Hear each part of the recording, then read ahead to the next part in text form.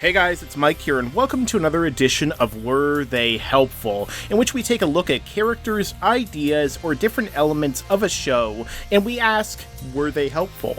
In this case, we're going to be taking a look at an interesting concept and a transformation, and that is Super Saiyan 3, and we're going to be asking the question, was Super Saiyan 3 really helpful in Dragon Ball Z and Dragon Ball as a whole? But to join me today, I'm going to be introducing someone who you all know very well by now, and his name is... Hey guys, what's up? It's Josh from Dragon Ball Nation here. And today, Josh, we're going to be talking about Super Saiyan 3 and whether or not it was helpful, and I think that there is a lot that suggests that perhaps it wasn't, but I'm going to allow you to elaborate on that today. Well, we were talking off the air, of course, about this before we start recording, and it's interesting to take a look at the whole situation because you do have some points there where, you know, some events could have proceeded in the Buu Saga without the need for Super Saiyan 3. Stuff like the fight between Gotenks and Super Buu. If Gotenks never had Super Saiyan 3, let's say that, you know, Buu breaks out, Gotenks gets stuck in the hyperbolic time chamber, right? He can't bust out as well and distract Buu for what was, you know, honestly, 5 minutes. I don't think Boo's gonna destroy the Earth in that amount of time, so Gohan would come in and just mud stomp him, unless he gets absorbed somehow, you know, by being distracted or whatever, which could happen, but that could be stretching what could happen a bit.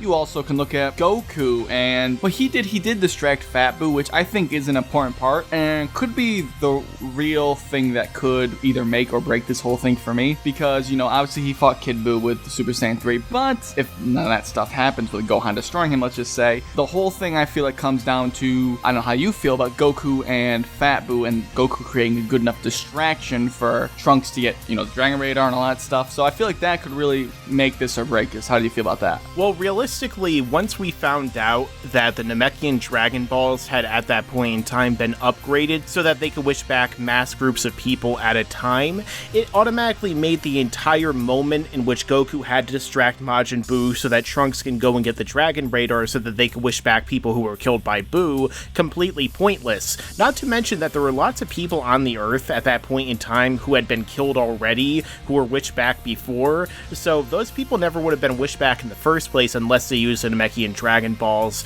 unless Buu didn't kill them. So realistically, when we think about it, the entire point where Goku goes and stops and distracts him, which was contrived in the first place because Toriyama probably just thought of the transformation in that moment, as I talked about in my plot holes video. So essentially, it didn't have any real impact on the outcome, so even Goku stopping and distracting Majin Buu was utterly pointless. Also, Goku fights Kid Buu as a Super Saiyan 3, but he doesn't defeat him as one because the Super Saiyan 3 transformation zaps so much of his energy that ultimately it doesn't really help.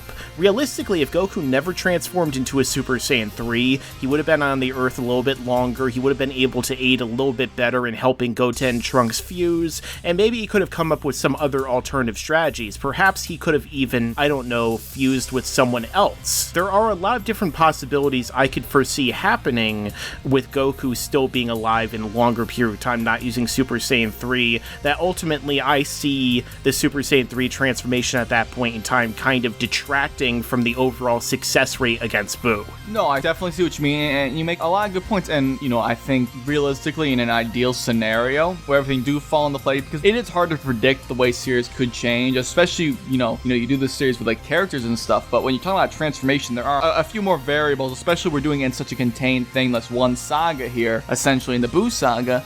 There are a few more variables you have to look at, like, do we know if, let's say, Super Buu wouldn't have destroyed the Earth in, like, 5 minutes? But like you said, it wouldn't really have mattered, right, would it? Well, when you think about that, even if Buu blew up the Earth, where's he gonna go next? The thing is that they could have wished back the Earth with the Namekian Dragon Balls, which they ended up doing anyway, along with the populace of the Earth. Right. And Buu said while he was fighting against Gotenks, he was talking to Gohan, I was sensing you all the way in wherever you were, so that means that he knows how to sense power even that far away. Exactly. So it makes sense that perhaps realistically he would try and, I don't know, go to Gohan, or he would try and wait for Gohan to show up to fight him like he kind of was doing in the first place when he went to sleep after Gotenks defused, probably because he intended to fuse with him again, you know, merging with him after he absorbed him. So realistically what would have happened is that Gohan would have probably showed up and he would have killed Super for Boo, and that would have been that. I mean, Goku would have stayed dead, but Gohan would have remained more powerful than Goku anyway,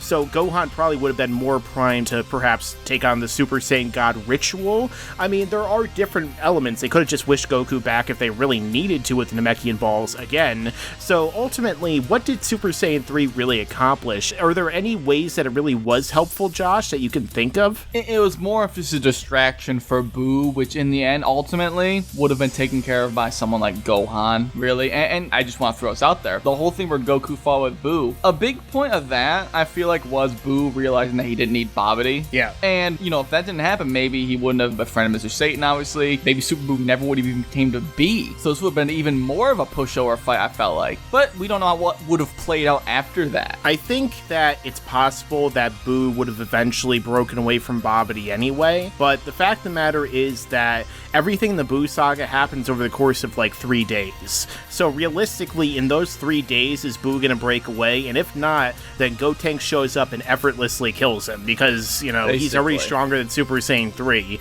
Or Gohan shows up and wrecks him. Right, just so people know, you know, Goku was confident that Gotenks was gonna be able to beat Boo. That's why he trusted him. And so I just want to throw it out there. Not everyone knows that. So ultimately, when it comes down to it, I can't really think of Super Saiyan 3 being helpful other than to say stall for time, and inevitably, literally everything that Super Saiyan 3 accomplished doesn't really make a difference in the end because they could have just used other means by which to accomplish the exact same things that they accomplished. Right, I mean, in the end, without it, things would have been a little bit different, but in the end, Majin Buu would have been defeated, whether it was Fat Buu being defeated by Super Saiyan Gotenks, Super Buu being defeated by Gohan. Either of those two things could have happened. Yeah, there would have been more, let's say, casualties down the road, but in the end, everyone would have been revived, and I guess Goku would have stayed dead, and Vegeta would have been dead as well, which, I mean, those are pretty big losses, and that would affect the rest of the series, but we're really just focusing on the Buu saga right here. Yeah, so ultimately, it seems like this is all symptomatic of basically what happened in the Buu saga to begin with. All the different elements that are introduced in the Buu saga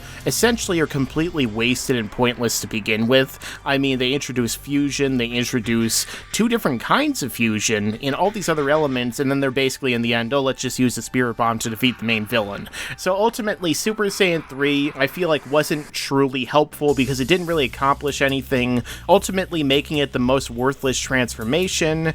And even though it looks cool and it has a really awesome transformation sequence, it just didn't accomplish anything. So I feel like in the end, we can kind of say that Super Saiyan 3 wasn't really helpful. Right. In the end, after we've had this discussion, I do agree with you 100%. And, you know, Super Saiyan 3, even though it wasn't necessary, still is an incredibly awesome form. That's for sure. Don't let people get that twisted.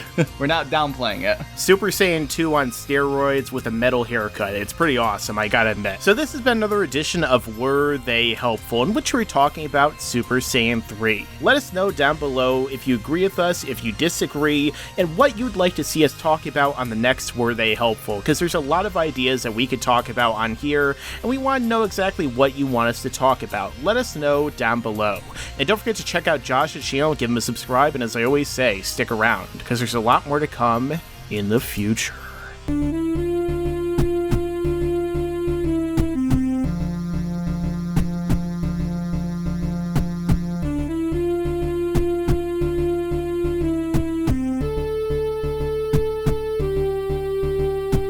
And you better subscribe. I'll do it now, you bitch.